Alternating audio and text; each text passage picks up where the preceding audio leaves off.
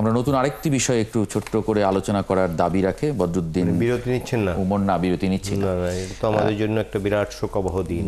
জি, সত্যকে সত্য বলার, মিথ্যাকে মিথ্যা বলার যে অল্প কজন মানুষ বাংলাদেশ ছিলেন, অল্প কজন, এই ৪-৫ জন আছে হয়তো ধরুন, এটা তার নিয়ে মধ্যে তিনি কিন্তু একজন, এবং এই জাতির মনন গঠনে তিনি বিশাল ভূমিকা রেখেছেন। স্বাধীনভাবে যে বেঁচে থাকার আগ্রহ, সেটি কিন্তু তিনি আমাদের মনে তৈরি করেছেন। ভাষা আন্দোলনের উপর তিনি সবচেয়ে গবেষণামূলক কথা লিখেছে। মুক্তিযুদ্ধ নিয়ে যে নানা গাল গল্প ছড়ানো হয়েছে, তার বিরুদ্ধে তিনি খুব সাহসিকতার সঙ্গে বলেছেন। এরকম কিন্তু আর কেউ এই ভূখণ্ডে বলেননি।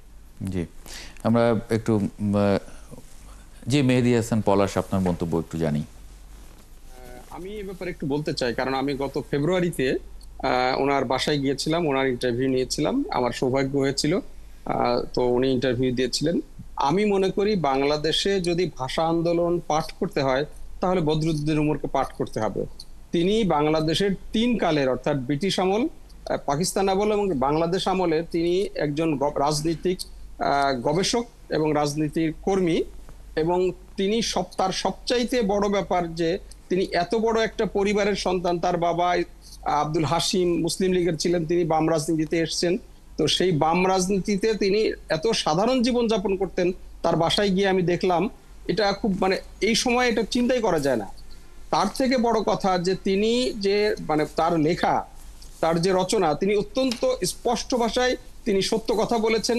তিনি সাম্প্রতিক বলেছেন যে আমাদের মুক্তিযুদ্ধ নিয়ে আমরা যে সমস্ত ইতিহাস আমাদের এখানে রচিত হয়েছে, তার 90% এটা ভুয়া। বাংলাদেশে এই মুহূর্তে এই কথা বলার মতো ক্ষমতা একমাত্র বদরুদ্দিন উমরই ছিল। তিনি আমার এই সাক্ষাৎকারে বলেছিলেন যে 7ই মার্চ শেখ মুজিব স্বাধীনতার ঘোষণা দিয়েছিলেন, এটা একটা সম্পূর্ণ ভুয়া কথা, এবং শেখ মুজিব স্বাধীনতা চেয়েছিলেন, এটাও সম্পূর্ণ অবাস্তব কথা।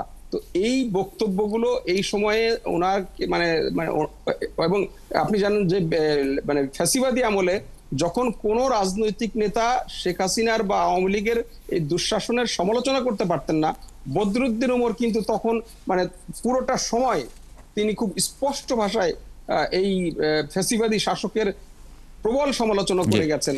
এবং তিনি কলকাতা থেকে আসা মানুষ, কিন্তু তারপরেও তিনি ভারতীয় আধিপত্যবাদের বিরুদ্ধেও কিন্তু তিনি অত্যন্ত সোচ্চার লড়াই ছিল। অনেক অনেক ধন্যবাদ।